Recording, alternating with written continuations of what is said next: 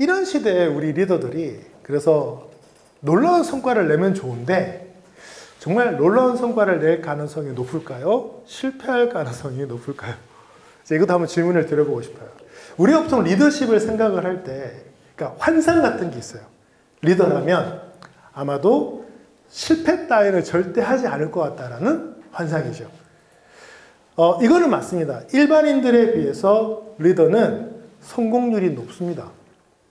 그러면 일반인들의 성공률은 도대체 몇 프로일까요? 우리나라가 창업자들의 성공을 놓고 비교했을 때 미국보다 성공률이 높은 나라예요. 2배쯤 높습니다. 그게 몇 퍼센트냐면 3%입니다. 3%. 그러니까 최초의 목표를 정해놓고 달성률이 일반인들은 3%예요. 다르게 표현하면 무진장 실패 많이 한다는 거예요. 즉 실패 때문에 리더십에 대해서 의문을 갖지 마세요.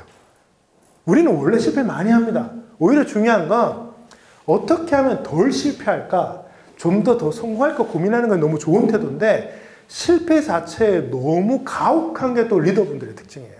제가 CEO 과정 가면 항상 하는 얘기가 있습니다. 대표님들의 실수는 너무 당연한 거라고. 원래 리더는 그런 거라고. 다만 다른 사람들보다 조금 더 한 번도만 더 성공하시면 되기 때문에 너무 완벽한 리더가 되려고 하지 마시라고. 정신적으로 전혀 좋지 않습니다. 그 점에서의 이런 불확실성의 시대에 물론 우리가 공부 많이 하고 노력 많이 하면 정답 주면 좋은데요. 그 정답도 정답의 가능성이 이제 막상 돌려보면 좋은 결과가 나올 가능성이 많지 않다는 겁니다. 근데 놀라운 거냐, 다행인 거는 보통 이제 엔젤 투자처럼 리스크가 굉장히 심한 투자하는 분들이 갖고 있는 기준이 하나 있어요. 10개 중에 하나만 성공해도 9개의 실패를 다 감소시키고도 남는다. 대단하죠? 근데 그 말이 맞는 게 일반인들은 97% 실패인데 90% 실패는 무려 7%나 성공률이 높은 거니까 일반인들에 비해서 3배 이상의 성공률이에요. 그게 90% 실패를 다 메우고도 남는다는 거죠. 그 점에서는 우리가 리더로서의 어떤 노력을 경주하는 게 반드시 100% 성공이 아니라 할지라도 저는 의미 있다는 말씀을 드리고 싶은 거예요. 리더십은 그래서 마지막 이게 진짜 중요해요. 목표 달성도 중요하지만 대부분은 실패하기 때문에 뭐가 중요하다고요? 이 실패를 처리하는 자세가 진짜 중요합니다. 대부분 사람들은 실패 때 어떻게 할까요? 외면합니다. 거부하고 내가 안 그랬다고. 근데 여기서 리더와의 차이가 나요. 심지어 그럴 경우 있어요. 내 잘못이 진짜 아니에요. 단지 리더라는 이유로 내가 책임을 져야 됩니까? 한번 얘기를 들어보죠. 애들이 학교에 사고 쳤어요. 내가 책임져야 됩니까? 뭐 이런 우리 회사 직원이 사고 쳤어요. 아니 진짜 내가 한 게 아닌데 내가 책임져야 돼요? 참고로 책임지시는 게 맞습니다. 책임을 질 때 리더십의 하나가 만들어지기 시작합니다. 기대와 신뢰가 생기기 시작해요. 우리는요 실패를 되게 두려워합니다. 특히 팔로워들은요 실패를 너무 두려워합니다. 요즘 현대사회에서 강조하는 가치가 있어요. 도전, 열정, 창조. 요즘 기업들의 인재상에도 빠지지 않습니다. 근데 이 도전, 열정, 창조가 뭔지 아세요? 한마디로 얘기하면 맨날 사고 치는 거예요. 회사가 그거를 원한다는 거예요. 왜? 돈 많이 벌어놨어. 근데 옛날처럼 성공률 60%, 80% 프로젝트로는 세상을 바꾸거나 장악하지 못하는 걸 이제 알고 있어요. 자꾸 실패해서 그 속에 남는 무언가로 대박 나는 거죠. 예를 들면 대표적으로 뭐 3M 같은 회사들은 최근 3년 동안 벌어진 매출의 40%는 이런 3년 이전에 없었던 제품이었다. 뭐 이런 식으로 얘기하고 그 통계를 유지하려고 노력을 합니다. 왜냐하면 어느 순간 갑자기 사라지거든요. 제가 3주 전에 메타버스 박람회를 다녀왔어요. 깜짝 놀란 것은 불과 올해 초까지만 해도 메타버스 정말 그래도 대단했거든요. 근데 챗GPT 등장 이후에 너무 썰렁한 거예요. 너무 썰렁한 거예요. 단 2, 3개월 만에 세상이 바뀌어버렸어요. 요즘 변화의 특징입니다. 너무 빨라요. 그래서 사실상 변화가 생겼을 때에는 대비가 안 됩니다. 방법은 미리 준비하는 거죠. 근데 북한의 시대라면서요. 결국은 카드를 많이 갖고 있어야 돼요. 그래서 저는 요즘 이렇게 얘기합니다. 성공학은 어쩌면 절대 하지 말아야 될 행동, 무조건 실패하는 것을 제거해가는 과정에서 남는 게 아닐까? 그 점에서 볼 때 이제 아이들에게 혹은 팔로우들에게 야, 그 일 그만해. 그 공부 그만해 하는 것들을 정해주는 게 리더의 몫이 아닐까요? 그러면 여쭤보겠습니다. 영어 공부해야 될까요? 요즘 웬만한 인터넷에서 해외 컨텐츠를 굳이 그 언어를 다시 배워서 보십니까? 구글에서 수십 개 언어로 그냥 번역되는 거 웹페이지 한번 경험해 보시거나 유튜브에 자막 달리는 거 보시면 뭐 언어를 100% 완벽하게 문법적으로 표현해야만 된다고 믿는 분도 계시지만 내용을 이해하는 데는 80% 넘어가면 아무 상관이 없습니다. 이미 3년 전에 초벌 번역 시장에서 사람이 하는 시대가 지나갔습니다. 이거는 국내 3대 번역 회사 중에 2개 회사가 직접 저한테 해준 얘기입니다. 초벌 번역은 끝났다. 우리도 더 이상 하지 않는다. 구글 번역기 우리도 돌린다. 굳이 영어를 왜 시킬까요? 뭐 외국 사람을 만나서 살아야 되니까 한다면 이해하겠는데요. 제 친구 중에 페이스북에 일본 친구 많아요. 저는 일본어 못합니다. 번역기 돌립니다. 그냥 파파고 번역기 돌리고 요즘 디벨 같은 번역기 돌리면서 대화합니다. 그리고 요즘 페이스북에 자동 번역기도 붙어요. 대충 무슨 말인지 알아요. 이렇게 지내고 있습니다. 뭐가 더 효율적일까요? 이런 점에서 볼 때 정말 훌륭한 리더라면 이제는 하지 말할 행동을 좀 골라주는 것도 필요하지 않을까 생각을 합니다. 리더의 이 목표에 대한 얘기를 한번 드리려고 해요. 제가 정말 그 20년 넘게 이 성공학을 연구해서 만든 몇 장의 장표 중에 목표에 관련된 정말 중요한 장표입니다. 자, 오늘 저희 강의는 이거죠. 비전. 근데 비전이란 말을 많이 쓰잖아요. 지금 현대사회에 뭔가 잘못되어 가는 있는 걸 느끼시죠? 이제 리더라면 뭐가 잘못되었으니 이건 하지 말자. 그 점에서 지금 우리가 청소년들에게, 자녀들에게, 특히 20대들에게 알려줘야 될 게 이겁니다. 네가 하고 싶은 거 좀 그만해라. 네 주변 사람들이, 네 상사가 너희 고객이 원하는 걸 먼저 하는 게 실은 성공이야. 이 리더가 이거 알려줘야 됩니다. 그래도 작년까지는요, 그런 얘기가 잘 없었는데, 올해 들어와서 그나마 다행인 게, 최근 MZ세대의 문제점에 대한 얘기가 드디어 언론에서 드러나기 시작했어요. 그 전까지는요, MZ세대한테 문제가 있다는 말을 저희도 함부로 못했습니다. 전체 분위기가 어땠냐면, 어떻게 하면 MZ세대를 맞출까? 이해할까? 전 사실 제가 대학에서도 강의하고 청소년도 만나보지만, 솔직히 너무 마음에 안 들어요, 얘네들. 근데 그게 혹시나 50년 전에, 30년 전에 우리 위의 세대가 저를 봤을 때에도 불만 가진 것처럼 될까봐 저도 말은 안 하는데, 주변 사람들이 하나둘 지적을 하기 시작하는 게 뭐냐면, 결국 세상은 안 바뀝니다. 왜? 고객은 내가 원하는 걸 해결해 주는 사람에게 돈을 주고요. 기업은 내가 원하는 일을 해줄 수 있는 사람들에게 일자리를 주는 거지, 네가 하고 싶은 일자리를 하기 위해서 채용을 시키거나 고객에게 돈을 주는 게 아니라는 건 지금도 안 바뀌고 있는 거잖아요. 그럼 뭘 해야 돼요? 저 밑에 미션이요. 분모가 진짜 중요해요. 미션, 사명, 임무. 자, 임무는 뭐냐면 내가 정하는 게 아니에요. 누군가가 나에게 부여하는 거죠. 지금 내가 이 자리에서 만약 내가 리더라면 내가 해내야 되는 임무가 먼저라는 거예요. 이게 분모예요, 분모. 그리고 나서 그 위에 하프예요. 우리는 항상 이런 목표들을 얘기하는데요. 그 목표를 결정하고 나면 이제 우리는 구현을 해야 되잖아요. 그런데 이게 골치 아파요.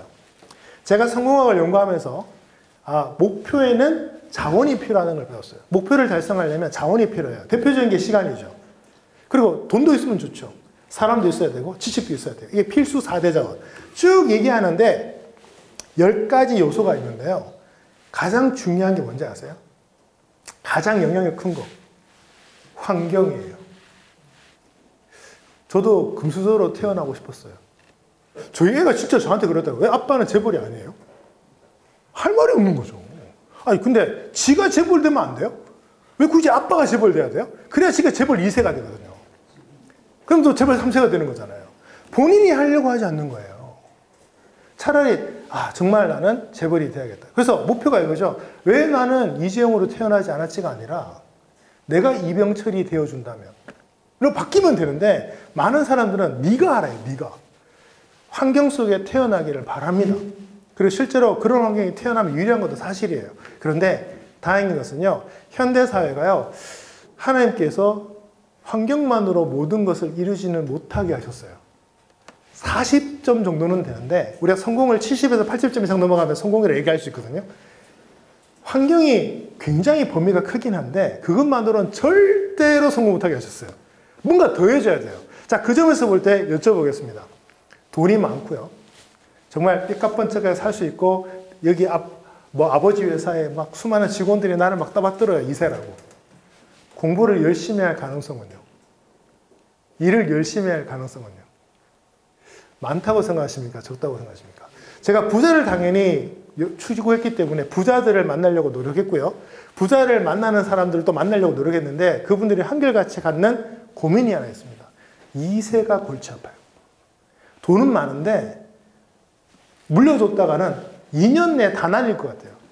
근데 왜 그랬냐?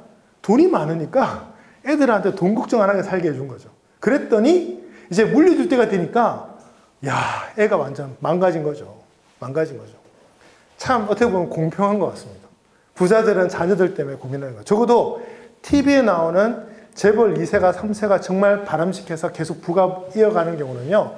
확률적으로 볼 때 제로에 가깝습니다. 인류 역사에 몇 대째 부자인데가 진짜 손에 꼽습니다. 거긴 분명한 것은 환경이 아닌 무언가가 들어있더라는 거죠.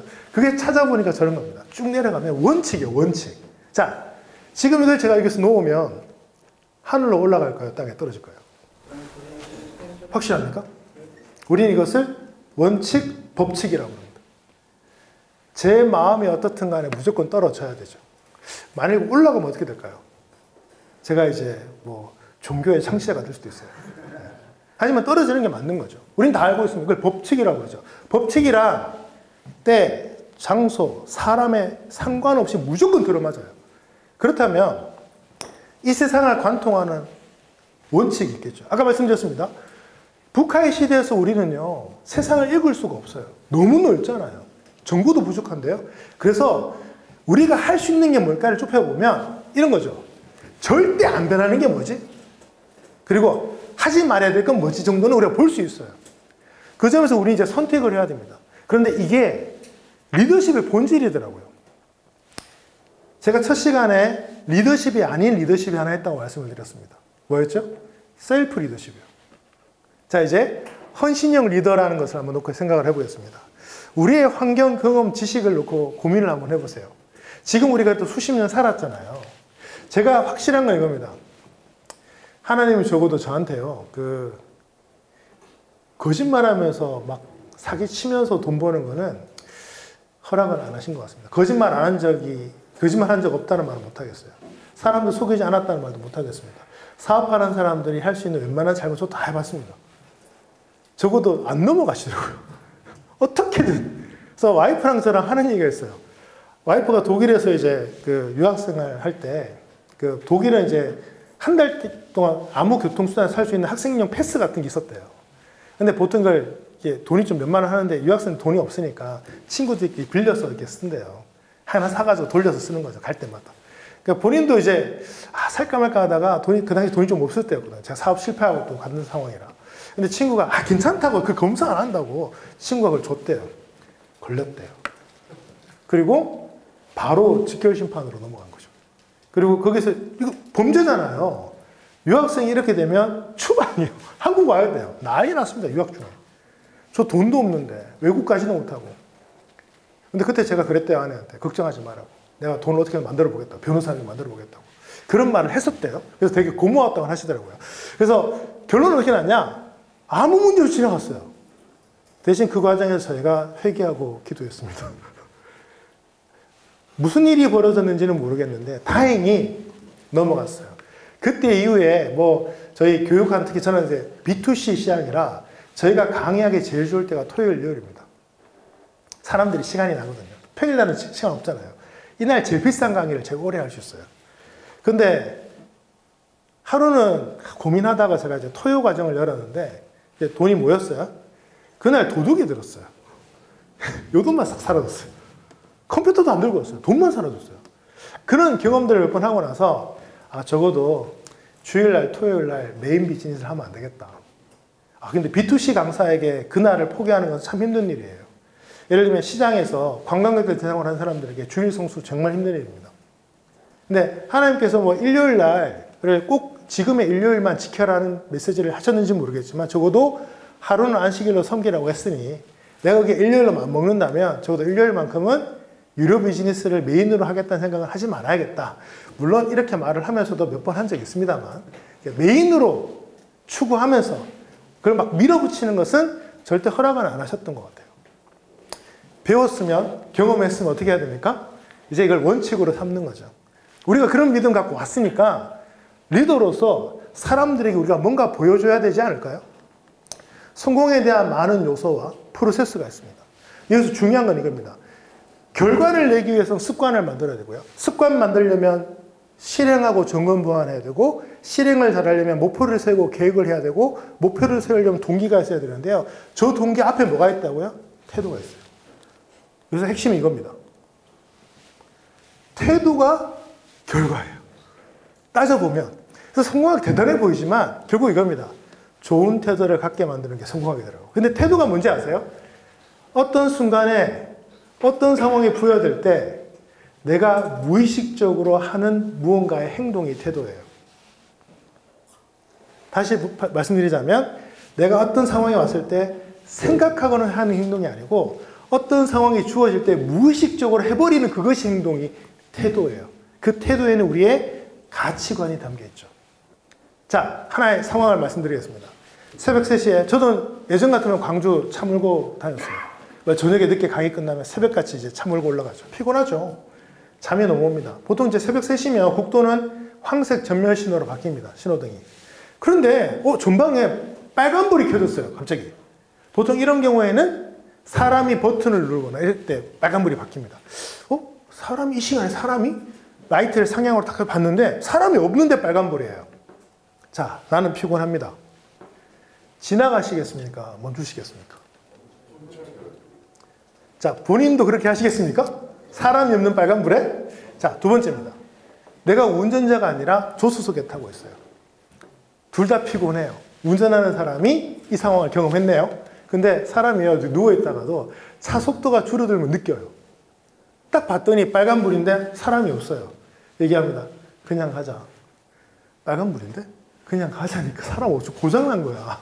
이 씨가 완전히 막 이런 얘기하는데 그래도 빨간불인데? 자, 이런 사람을 만났다고 가정을 해보죠. 꽉 막혔죠, 이 사람. 야, 그래도 신호등이 빨간불은 일단 정지하고 확인하고 가는 게 원칙이야. 사람이 없다니까 고장난 거라고. 자, 그래서 멈췄어요. 10년이 지나서 사업이 너무 잘 됩니다. 세상에 돈이 많아요. 이 재무 담당자를 뽑아야 되는데, 누구를 시켜야 되지? 할 때 어쩌면 그때 그 친구가 떠오를지도 몰라요. 걔라면 그 신호등 하나에서도 원칙을 지키는 친구라면 이 일을 정말 잘할 것 같아요. 여기서 이제 또 리더십의 셀프 리더십이 나옵니다. 자, 우리 아까 뜻, 말, 글, 마지막에 뭐였어요? 몸, 행동이요. 헌신형 리더의 정말 중요한 특징이 뭐냐면 말로 표현할 걸 몸으로 표현합니다. 그래서 반응이 좀 오래 가요. 그런데 그게 왜 무섭냐면요. 사람들이 말을 듣고 글 읽어도요. 어떤 순간에 리더를 딱 봤는데 자신이 평소 생각했던 어떤 리더의 모습이 구현되지 않으면 신뢰를 하지 않아요. 안 지키네? 리더는 안 하네? 자, 이렇게 됐을 때 권위가 살아있고 환경이 괜찮을 때는 그 팔로우들이 리더십에 있는 것처럼 보입니다만 아까 말씀드렸죠. 위기가 벌어지면 순간적으로 와야 되버립니다. 왜냐하면 이 리더 밑에서 이 위기는 절대로 넘어설 수 없다는 걸 알고 있거든요. 자, 돌아갑니다. 임진왜란 당시에 제 초기에 전라자수성에 있는 병사들이 정말 이순신 장군을 얼마나 신뢰를 했을까요? 근데 나가야 돼요. 지금 부산진이 무너졌는데요. 그 일본군이 전부 다 지금 일로 와서 지금 전라도를 쪽 향해서 우리 부대를 치겠다고 오는데 항복해야 되지 않을까요? 게다가 이분은 지금 현재 육지에서 많이 싸웠는데 바다에서 별로 싸워본 적이 없는 사람이에요. 어떻게 신뢰했을까요? 다행인 것은 그분이 남긴 많은 기록에 이런 게 남겨 있습니다. 약 2년 전에 부임을 해서 막 연구를 한 거죠. 그래서 이런 결론을 내립니다. 하객진, 판옥선, 포전만이 우리의 살 길이다. 자, 그러면 포전이라는 게 어떤 거예요? 지금이야 포가 자동으로 움직이지만 그때는 어떻게 했습니까? 포라는 게요. 앞뒤로만 밀다가 당길 수 있는 그런 포잖아요. 자, 그러면 특정 위치에 적선이 나타나면 이 포를 어떻게 쏘아서 맞추죠? 일단 배를 좌우로 돌려야 되고요. 그 다음에 파도가 치고 있죠. 그럼 이걸 이제 앞뒤로 조절을 해서 맞추는 거예요. 근데 이 노젓는 사람이랑 포 쏘는 사람이 같을까요? 다를까요? 달라요. 노젓는 사람 밑에 있고 포 쏘는 사람은 이것만 쏘는 거예요. 즉 노젓는 사람이 각도만 약간 비긋나도 거리가 떨어지면 당연히 엉뚱한 데 떨어지겠죠. 최소한 적선이 오는 방향으로 노를 좌우로 저어서 배각도를 정확하게 90도 상황에 만들어 줘야만 이제 포수가 앞뒤 당기면서 거리 조절을 하는 거예요. 그것도 실패하면 못 맞추는 겁니다. 자그마치 15개월인가 16개월을 그 훈련을 합니다. 너무 단순한 훈련. 한쪽 편 쏘고 나서 180도 회전 쫙 돌아서서 또 쏘고 또 쏘고. 이게 진짜 쉬운 일이 아닙니다. 이게 생각을 해봐도 그 오리보트 같은 거 저어 보시면 알잖아. 이거 얼마나 힘든 일이지. 방향 전환 잘 안 되거든요. 게다가 보지도 않고요. 신호에 맞춰서 180도 회전이에요. 제자리 회전. 이 훈련을 무려 2년 가까이 하고 임진왜란이 벌어지기 한 달 전쯤에 어느 정도 완성이 되었다는 기록을 남깁니다. 난중일기에. 즉 자그마치 1년 반을 넘게 훈련을 시킨 거예요. 자, 평시에 이순신 장군이 받은 평가는 뭐였냐면 너무 지독한 사람이에요. 이분이 승진을 잘 못했습니다. 왜냐하면 평시에 훈련을 너무 시켜요. 꼬장꼬장, 딱 봐도 꼬장꼬장해 보이죠? 윤통성 같은 거 없어 보이죠? 이런 리더가 언제 강하냐? 전시에 강합니다. 평소에는 되게 나쁜 리더였어요. 맨날 훈련시키고 좀 쉬면 되는데 예전에 하지도 않는 거, 이 반복적인 훈련을 1년 넘게 시켰는데 땅 터진 거죠. 그때 병사들은 아마 적어도 우리가 지금까지 훈련한 거라면 한 번쯤 해볼 수 있다는 희망은 있었으니까 나갔을 것 같아요. 즉 평시에 내가 어떻게 했느냐가 그 위기에 우리 조직이 한두 번 그 위기 앞에서 한번 부딪힐 수 있는 힘을 만들어준다는 거죠. 이제 어쩌면 우리가 정말 모든 리더십의 뜻이라든가 말이라든가 글이 안 된 상황이라면 이제 우리가 할 수 있는 건 하나밖에 없습니다. 여러분의 뜻, 말, 글을 통해서 표현할 그 무언가를 몸으로 보여주시면 돼요. 예를 들면 책을 읽으라 하지 마시고 읽으세요. 가능하면 보여주세요. 드러나는 자리에서 읽으세요. 집에서 몰래 읽지 마시고. 그러면 어느 정도 아이들이 바뀝니다.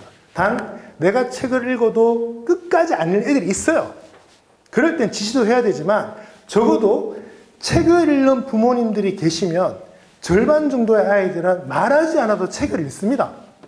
더 중요한 거, 집에 책이 그냥 많으면 돼요. 그러면 알아서 책이랑 놀다가 자기 돈으로 책을 읽어요. 이게 어쩌면 리더가 해줄 수 있는 가장 쉬운 리더십이 아닐까라는 생각이 들어요. 실제 연구를 해보면 그렇거든요. 우리가 어떤 태도로 살아가고 계세요? 우리 주변 팔로워들한테 야 도전해야 돼. 긍정적인 사람이 돼야지. 말로 하지 마시고 어떤 상황이 부여될 때 내가 저럴 수 있는지 한번 물어보세요. 아내가 저한테 참 싫어하는 게 뭐냐면 당신은 속도 좋다. 어떻게 상황이 이렇게 안 좋은데 맨날 좋은 얘기만 하냐고. 근데 힘들 때 저도 마음은 힘든데요. 근데 이거죠. 기왕이면 어차피 내가 할 수 있는 게 없는데 부정적인 얘기하면서 서로 막 스트레스를 확장시킬 이유가 없더라고요. 기왕 선택할 거면 좋은 얘기하는 게 나도 편하고 최소한 긍정적인 면을 볼 때 희망이 생기는데 상황도 안 좋은데 부정적을 자꾸 보기 시작하면 사람이요 더 의욕이 떨어져서 아무것도 안 하고 싶어요. 근데 태도가 바뀌잖아요. 그럼 얘기가 좀 달라져요. 한 번 더 고민하게 돼 있는 그 힘, 한 번 더. 이게 어쩌면 출발하는 리더가 해야 될 첫 번째이자 유일한 선택일지도 모르겠습니다. 지금 여러분들이 주변 사람들한테 이런 얘기를 하는 건 쉬운데요. 내가 하는 것은 출발이 될 수 있어요. 그 점에서 시간 관리를 잘하고, 그 다음에 환경을 체크하고, 그 다음에 뭐 하나님에 대해서 계속 나의 인생에 대해서 확인을 하고, 마지막으로 질문하고 공부하고 독서하고. 지금 환경이 저도 잘 모르겠습니다. 다만 AI 시대를 저도 10년 전부터 준비는 해왔지만 정말 쉽지 않은 건 사실입니다. 너무 힘들어요. 저도 스트레스 많이 받아요. 그런데 준비하니까요. 그 스트레스 받는 기간이 2달로 끝났어요. 한 달은 저의 미래에 대한 고민으로 한 달. 나머지 한 달은 저희 아이들에 대한 고민으로 한 달. 진짜 이렇게 챗GPT가 너무나 빨리 이렇게 강력하게 올 줄은 몰랐어요. 왜냐면 최소한 돈이 안 돼서 좀 늦게 나올 줄 알았거든요. 요즘 회사들이요 1조, 2조를 우습게 알아요. 돈이 안 벌리는데 투자해요. 글로벌 기업들이. 10조씩도 막 투자해요. 그러니까 돈이 안 벌려서 안 해야 되는데 안 벌리는데도 투자를 해버리니까 그냥 만들어져 버리는 거예요. 챗GPT 아직도 적자입니다, 오픈 AI. 근데 그게 지금 우리 인생을 망가뜨리고 있잖아요. 근데 확실한 건 이겁니다. 챗GPT가 잘하는 게 뭐냐면 텍스트로 되어 있는 것을 많이 외워서 통계적으로 뿌려지는 걸 잘해요. 즉 몇십 년 전부터 반복되는 정보와 어느 정도의 패턴을 갖고 있는 분야는 이제 사람이 하면 안 됩니다. 그럼 뭘 해야 돼요? 새로운 분야, 데이터가 적은 분야. 특징이 뭐예요? 남들이 안 하기 때문에 누군가가 도전해야 될 분야는 어차피 데이터가 없어서 챗GPT가 잘하지도 못하고요. 어차피 그 분야에 대해서 개발도 안 할 겁니다. 그러면 뭐가 필요할까요? 여기서 이제 아쉬운 건 이거죠. 적어도 어떤 분들에게는 이것은 내가 20대 때 지녔던 태도가 아닐 수도 있어요. 나도 바꿔야 돼요. 자, 그런데 나는 지금 과거에 도전하지 않은 삶을 살면서 안정된 삶을 살았는데 자녀들한테 도전하라고 얘기하면 아이들이 마음속으로 그런 아빠는 하지 않을까요? 그래서 오늘 첫 시간에 말씀드린 그 메시지가 저도 매일 저 자신에게 던지는 겁니다. 잘해서가 아니라 시작은 하면서 얘기를 해야 좀 지났을 때 들어는 주더라고요. 그래서 아빠도 하고 있잖니. 알았어요. 이 정도는 따라와 주더라고요. 근데 저도 안 하면서 얘기하면 안 돼요. 그 점에서 이제 우리의 독서입니다. 그래서 오늘 제 강의를 정리해 보면 리더십이 화려해 보이지만 실은 우리 다 알고 있습니다. 근데 정리를 해보면 이건 확실합니다. 내가 누군가에게 끼치는 영향력이 리더십인데요. 그 영향력은 결국 내 생각, 말, 글, 몸에서 나옵니다. 이 생각에 쫙 근원에 들어가면 이제 읽고 경험하는 데서 나온다는 거죠. 다만 우리가 크리스찬의 또 아버지님들이시기 때문에 그 원칙이 기왕이면 성경적 기반에서 출발해서 간다면 쉽지는 않겠지만 저는 분명히 하나님께서 부자로 유명한 사람으로 세상에 정말 빛과 소금으로 쓸 수 있는 그런 자녀들을 만드는데 저희가 촉매제가 될 거라 생각합니다. 대신 출발은 뭐냐면 나부터. 그 점에서는 저희가 내가 이렇게 해서 우리 애들보다 잘해요로 자랑하는 게 아니라 시작했습니다. 하고 있습니다로 무장한다면 적어도 뭐 완벽한 기대와 신뢰는 아니겠지만 적어도 하기 싫으란 말은 하지 않는 팔로워들과 리더십을 발휘하면서 함께 살아갈 수 있지 않을까 기대해 봅니다. 오늘 제 강의는 여기서 마치겠습니다. 감사합니다.